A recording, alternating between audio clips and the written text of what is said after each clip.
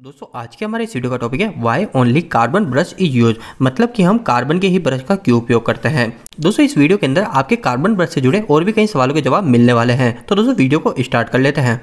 तो सबसे पहले हम इस सवाल के ऊपर बात कर लेते हैं कि आखिर कार्बन ब्रश होता क्या है, इसका क्यों उपयोग लिया जाता है। तो दोस्तों देखिए काफ़ी सिंपल सी चीज़ है। हम सभी को पता है हमारा कोई भी मोटर है या फिर हमारा कोई भी जनरेटर है, तो दोस्तों उन सभी के अंदर क्या चीज़ें होती है, एक होता है उसके अंदर स्टेटर और एक होता है उसके अंदर बीच में रोटर। ठीक है, स्टेटर जो होता है ये स्टेटर हमारा बिल्कुल फिक्स पार्ट होता है, जबकि हमारा जो रोटर होता है वो रोटर हमारा गोल गोल घूमता रहता है। ठीक है, रोटेटिंग पार्ट होता है।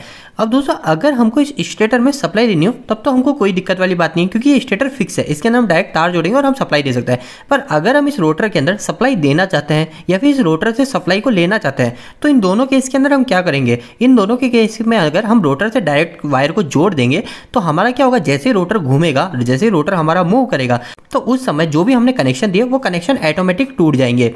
तो दोस्तों ये जो हमारे कनेक्शन टूटने की जो प्रॉब्लम आएगी, इसी प्रॉब्लम को सॉल्व आउट करने के लिए हमारे कार्बन ब्रश को बनाया गया और इसका उपयोग होने लगा।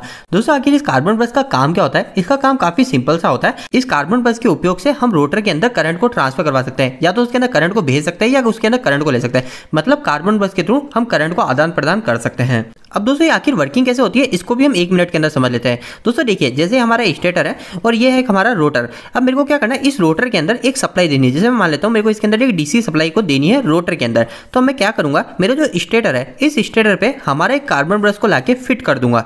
और दोस्तों मैंने जो स्टेटर पे कार्बन ब्रश फिट करा वो कार्बन ब्रश मेरा यहाँ पे रोटर पे इस तरीके से कनेक्ट हो जाएगा। पर दोस्तों ये जो रोटर पे डायरेक्ट कनेक्ट नहीं होगा, यहाँ पे एक कम्यूटेटर लगा दिया जाता है, और वो जो कम्यूटेटर होता है वो कम्यूटेटर और हमारा कार्बन ब्रश ये आपस में टच हुए होते हैं। ऐसे डायरेक्ट कनेक्शन नहीं होते, ये आपस में इस तरीके से टच होता है। तो जब भी हमारा इस तरीके से रोटर घूमता है तो हमारा जो एक कार्बन ब्रश है ये कार्बन ब्रश के थ्रू इस रोटर के कम्यूटेटर पे सप्लाई चली जाती है, और फिर बाद में हमारा जो कम्यूटेटर है इस कम्यूटेटर के थ्रू हम रोटर के अंदर करंट को ट्रांसफर कर सकते हैं।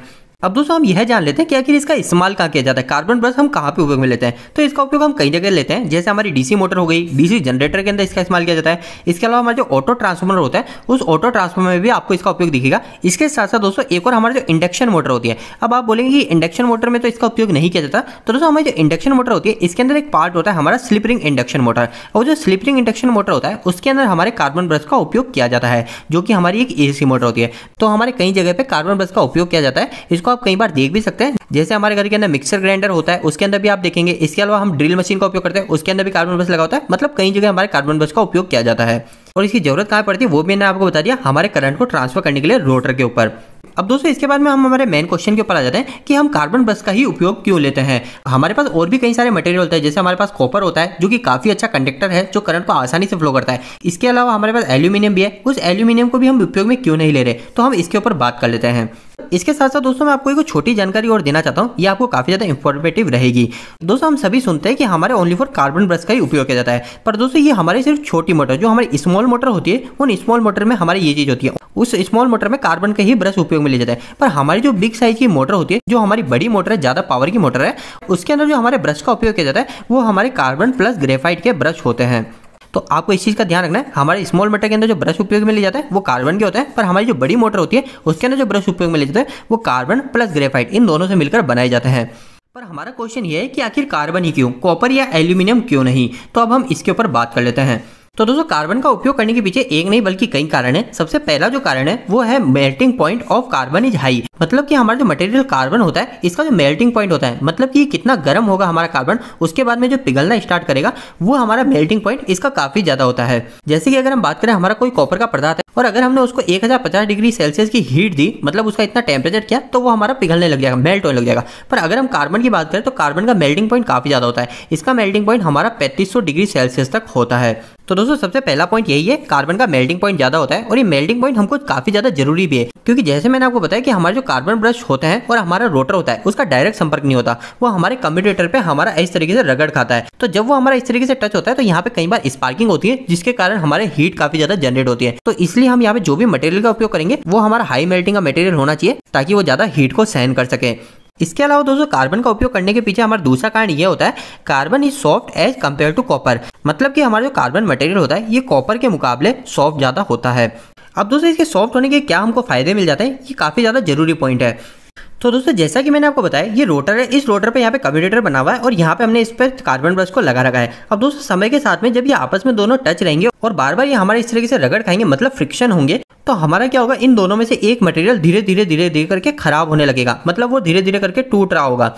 तो अगर इस समय हम कार्बन का उपयोग ना लेके अगर हम यहाँ पे कॉपर को लेंगे, तो कॉपर क्या होता है, हमारा थोड़ा हार्ड मटेरियल होता है। तो हार्ड मटेरियल होने के कारण हमारा जो कम्यूटेटर है, इस कम्यूटेटर पे भी स्क्रैच बनने लग जाएंगे और धीरे धीरे हमारा कम्यूटेटर डैमेज हो जाएगा।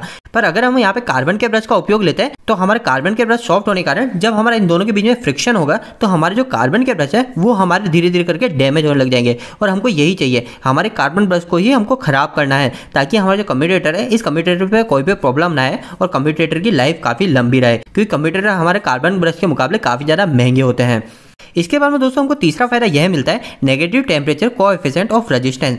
इस लाइन का मतलब काफी सिंपल सा यह है कि हमारे कार्बन की कुछ एक अलग प्रॉपर्टी होती है। वो क्या प्रॉपर्टी होती है कि जब भी हमारे कार्बन का टेम्परेचर बढ़ेगा, तो इसका जो रेजिस्टेंस है वो रेजिस्टेंस हमारा कम हो जाएगा, और ये हमारे लिए काफी ज्यादा जरूरी है। ये किस तरीके से जरूरी है ये हम देख लेते हैं।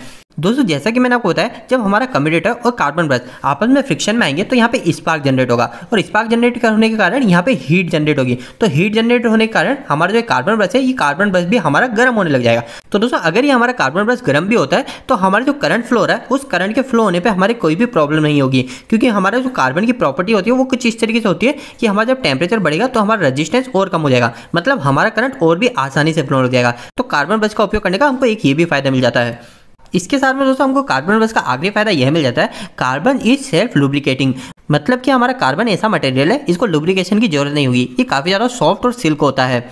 लुब्रिकेशन का मतलब सिंपल सा यह है, हम सभी को पता है जब हम मोटर का उपयोग करते हैं तो उसके ना बेरिंग का उपयोग करते हैं। तो बेरिंग को हमको क्या करना पड़ता है, उसको लुब्रिकेट करना पड़ता है। किससे करते हैं, हम ग्रीस से करते हैं, ऑयल से करते हैं। तो ये सब चीजें बेरिंग के अंदर हमको लुब्रिकेशन की जरूरत पड़ती है। पर हमारा जो कार्बन का ब्रश होता है, इसके अंदर हमको लुब्रिकेशन की भी जरूरत नहीं होती।